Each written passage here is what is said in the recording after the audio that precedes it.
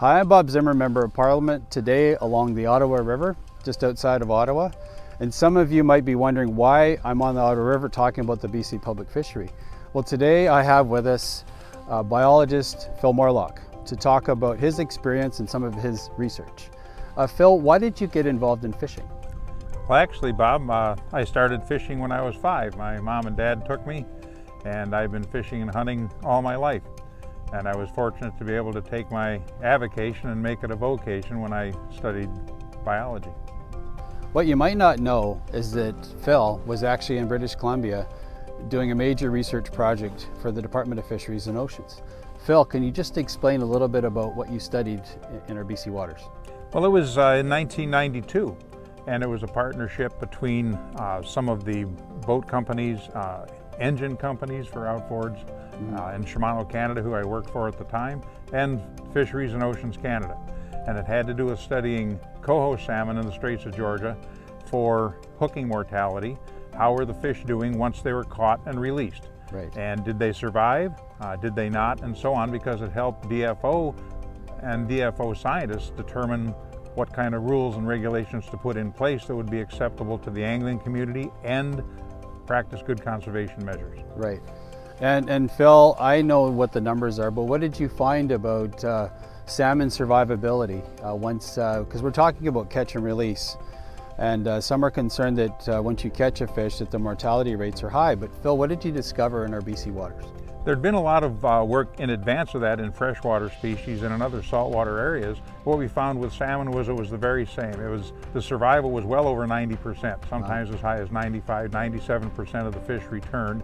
If they were put back at the side of the boat once they were caught, they lived to fight another day.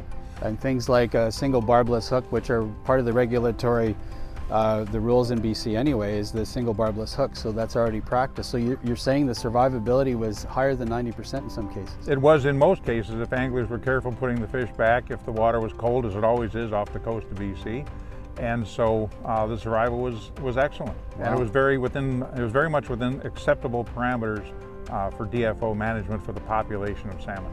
Right, and maybe Phil, for the viewer that doesn't know you as well as I do, talk about some of the advocacy and some of the work that you've done to support the public fishery. I know you've been involved in many projects that actually see the increase of salmon and healthy fish population in BC, but maybe just explain some of those projects that you were a part of. Well, one of the things that at the time I worked for Shimano Canada, the fishing tackle company and bicycle component company, and we had a live release boat that was used at bass tournaments in Eastern Canada, Ontario, Quebec, and it was designed by Tom Brook from Shimano Canada at the time. We were able to take that to British Columbia because it's a floating aquarium.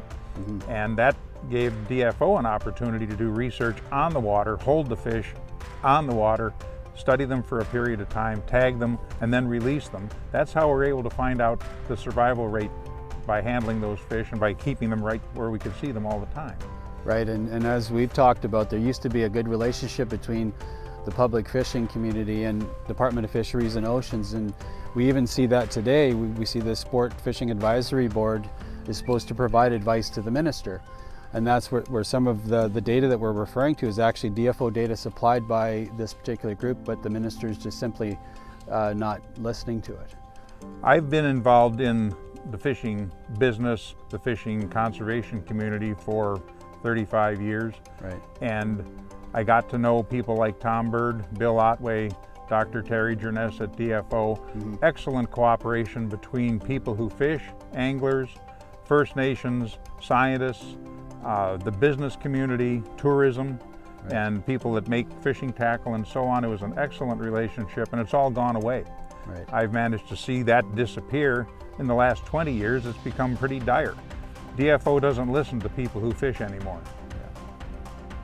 So the one thing that the viewer, we've said in many of our videos, is that the most prolific advocates for seeing salmon spawning beds remediated and seeing salmon come back in numbers that are in some cases record runs. We've heard the story in BC where we heard of less than 10 salmon returning in a particular stream.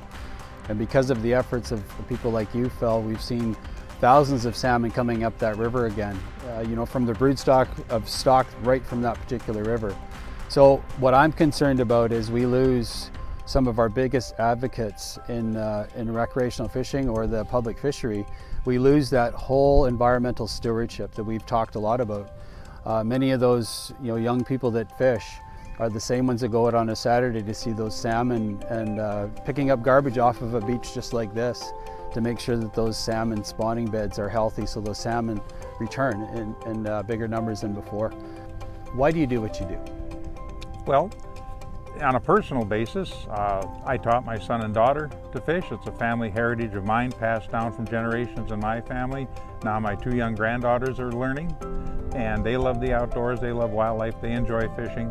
And even on the broader scale, Bob, it's a heritage for every ethnic group, every racial group on the planet. Fishing is part of humanity. Right. It has been forever, I think. Yeah, that's right. And so it's very much something that belongs to all people, and the opportunity to be involved in that conservation aspect to keep the fishery healthy looking forward. If people a century ago hadn't thought of us and done something, we wouldn't be having this conversation. We come down to the last question that I have for you, and the whole video series has been a call to the minister to make a good decision. We hear that the decision's coming up in April sometime to whether or not to open the BC public fishery. What would you ask the minister to do? I think it's very straightforward. The minister needs to stop listening to the bureaucrats in the agency and start listening to the people that are on the water and the people that understand the fishery and the resource, the people that are willing to be engaged and do something about it. Right. And it needs to be more than virtue signaling. It needs to be a serious, sincere effort where there's a conversation and the people in BC that recognize what the problems are and understand the resource. That's who the minister should be listening to. And there also needs to be some serious budget components in the federal budget that support these initiatives. Well, thank you, Phil. Thanks for all what you've done. Really a lifetime on the water to support Canadians and to support the public fishery. It's much appreciated. Thank you for taking the time to come down to us today. Like so many British Columbians, some of my favorite memories are fishing with my family. If you believe the minister needs to start listening to the concerns of our BC fishing families and communities, I encourage you to call her at her office at 902-527-5655 or send an email to bernadette.jordan@parle.gc.ca. We must ensure that our children and our grandchildren have the opportunity to enjoy the great outdoors and participate in an angling tradition that has been a proud way of life for generations.